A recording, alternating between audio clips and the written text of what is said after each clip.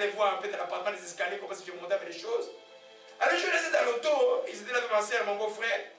L'Éternel m'a donné un texte, je lisais la Bible, le psaume 112. Vous voyez un peu, être intègre, c'est un grand prix, hein, mais les gens ne comprennent pas. Il dit, heureux l'homme qui craint l'Éternel, qui trouve un grand plaisir dans ses commandements, sa postérité sera puissante sur la terre. Et la génération de ton toi sera bénie.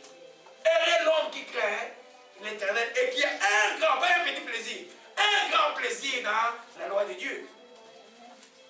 Amen. Quand on dit craindre Dieu, donc obéir à Dieu, quand tu désobéis, tu trembles toute la nuit là. Tu cherches Dieu de tout ton cœur.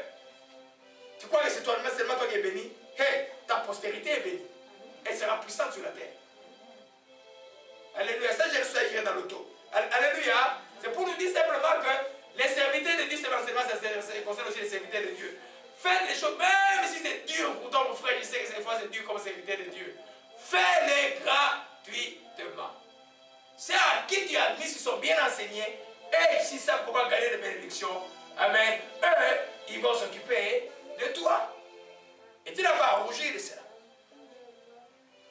Alléluia. Mais à partir du moment où tu commences à mettre des coques en jambe, exiger, ou bien on t'appelle, tu fais le petit peu parler, tu attends encore. Non, il y en a qui font comme ça là. Hein? Ou bien quelqu'un qui t'appelle, tu sais que c'est comme mon ami là, comment il s'appelle Marco qui est venu nous visiter. Marco t'appelle, tu ne veux pas visiter Marco qui est venu nous visiter, là c'est Marco. Oui, et puis, tu peux aller à Westmont, là où les gens vont te savoir, là frère, il y a des problèmes. Alors, parce que spirituellement, Marco peut être plus utile pour toi que quelqu'un qui est à Westmont. Alléluia, qui entend les cris malheureux. Alléluia, amen, amen. Donc, on donne aux serviteurs, ils n'ont pas à rougir de recevoir ce qu'on leur donne. Jésus a dit, c'est lui qui prêche l'évangile vivant de l'évangile. Alléluia, amen. Quand l'ouvrier mérite, quand on dit mériter, ça veut dire quoi? Les salaires, vous les méritez, non? Parce que vous avez travaillé. Bon, quand maintenant on vous paye pas, vous faites quoi? Vous voyez un peu? Il y en a des pasteurs qui se plaignent. Est-ce qu'ils ont raison, ils ont tort? Parce que l'humain est très fort. Mais il manque la sagesse. Ce qu'il doit faire, c'est enseigner les gens s'il désire de pouvoir donner proprement l'évangile. C'est fini. Alléluia. Amen. Amen. Oh mon Dieu, que ton nom soit béni. Alléluia. Allons un peu dans 1 Roi 17, verset 12, et on va, oh mon Dieu, il y a tellement de choses à dire. On va terminer par là, parce que je ne vais pas trop en donner. C'est un enseignement qui demande des questions. Quand vous avez des questions la semaine, posez-moi. Vous ne comprenez pas les choses, posez-moi. Il faut que ce soit clair, ou de l'eau de roche dans la tête. Amen. 1 Roi 17. Gloire à Jésus-Christ. Amen. Donc, je disais, un pasteur ne doit pas se plaindre, même si on ne lui donne pas. Il a juste besoin d'enseigner. Et quand il te plaint, c'est la main qui rentre. Qu'est-ce que tu donnes encore? Il tombe encore dans les pieds des gens. Manière à quiconque compte sur qui? Ah, il ne se plaint pas. Il compte sur Dieu. Mais les gens qui c'est à eux, c'est à eux que Dieu va demander des comptes. Je vous ai donné un nom, vous avez nourri? Non? Moi, le plus grand miracle que j'ai eu dans ma vie ici, il y a beaucoup où je n'avais pas de voiture pendant 2 ans. C'est dans les autobus, j'allais prier pour les gens partout. J'ai eu beaucoup de miracles dans ma vie. Jésus a marché à pied. Amen. Vous comprenez un peu? Être serviteur de Dieu, ce n'est pas toujours quand tu es comme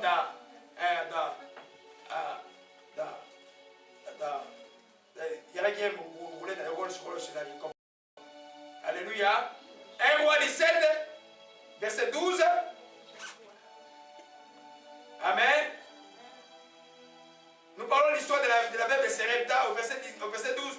Elle répondit, l'Éternel ton Dieu est vivant, je n'ai rien de cuit, je n'ai qu'une poignée de farine dans un pot, un peu dans une criche. Voici, j'ai ramassé 2 morceaux de bois, j'ai renterré, je préparerai cela pour mon fils et pour moi et pour mon fils. Nous mangerons, après quoi nous ferons quoi? Nous mourrons. Élie lui dit, ne crains point, rentre, fais seulement comme tu as dit. Seulement, prépare-moi d'abord avec cela un petit gâteau et tu me l'apporteras ensuite.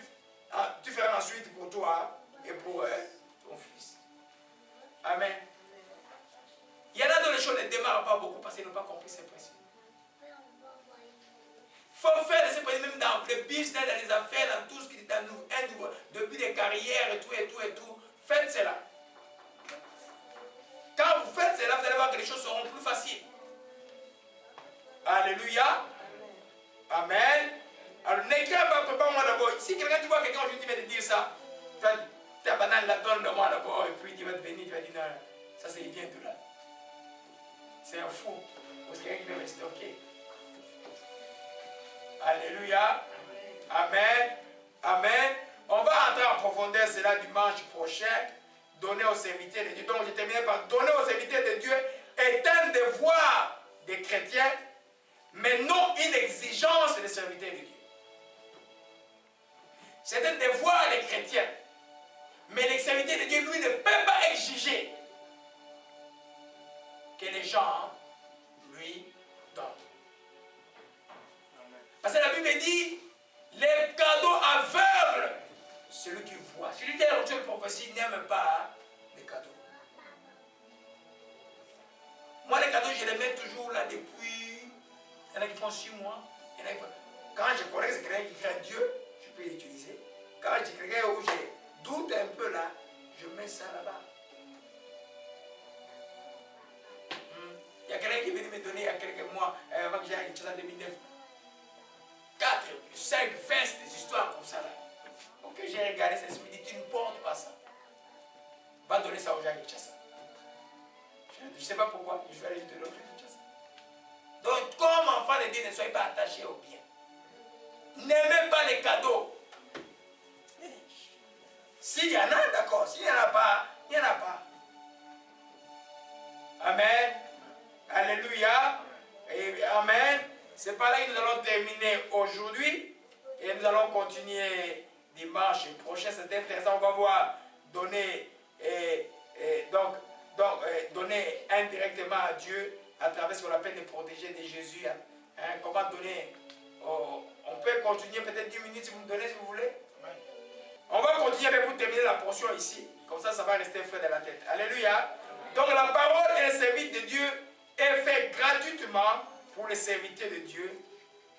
Et à qui cela est fait gratuitement par les serviteurs de Dieu. Mais à qui cela a été fait, à qui cela a été donné, il y a un mandat de Dieu de s'occuper des serviteurs de Dieu. Mais le problème qui se passe aujourd'hui, les serviteurs de Dieu exigent aux gens. Où l'église dit, ah, les visiteurs sont là, il faut cotiser pour les visiteurs. Non.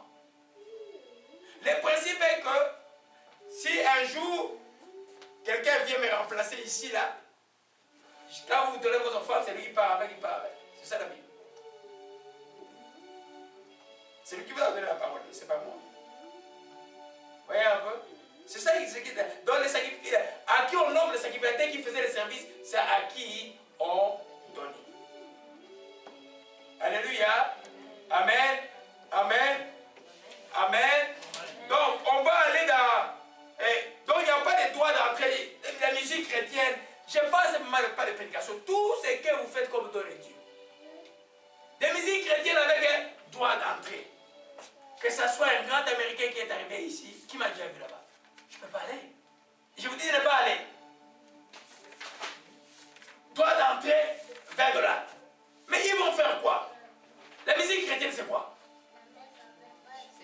Vous louez qui?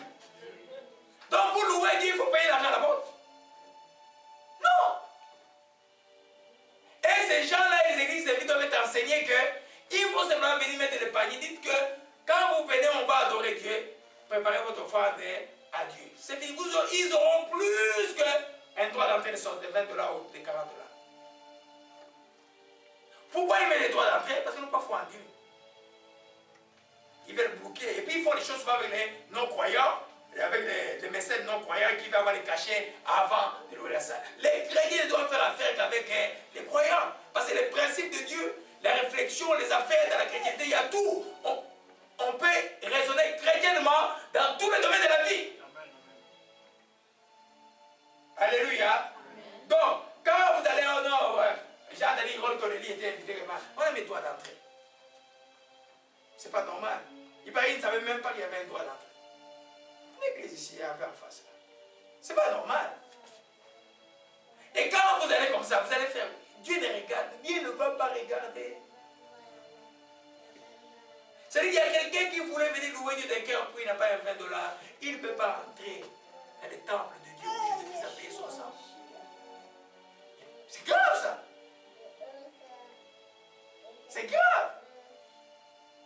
Non, la porte de la maison de Dieu, que ce soit l'église, une action de la grâce, une louange, doit être ouverte. Les offrandes, vous donnez gratuitement, mais le peuple a le mandat de vous nourrir. Vous n'exigez pas, ils ont le mandat. Et dans ces mandats, c'est qui, si vous avez une véritable onction de Dieu, c'est lui qui donne le plus, il reçoit aussi. Amen. Vous savez pas que beaucoup de gens qui sont connectés avec le pasteur Béni ont de la guérison. Pourquoi? Comment ça est arrivé? Comment ça est arrivé? Amen. C'est un mystère que nous sommes là, ça fait 15 ans. Nous participons même nos dîmes, des dîmes, nous envoyés là-bas. Et d'autres ministères encore. Alléluia. Amen. Amen. Donc, à Dieu indirectement, c'est-à-dire, ça c'est donné à Dieu directement. C'est-à-dire que c'est ces discussions-là, ah non, moi j'ai donné mon argent à l'église, hein, je n'ai pas donné au pasteur, je n'ai pas donné au... Non. Tu donnes à la maison du trésor. Les gestionnaires des maisons de trésor, il y a des comptes à rendre à Dieu. Je vous ai parlé des sacrificateurs, Élie, qui a mal géré, il est mort et ses enfants, le même jour. Alléluia. Amen. Donc,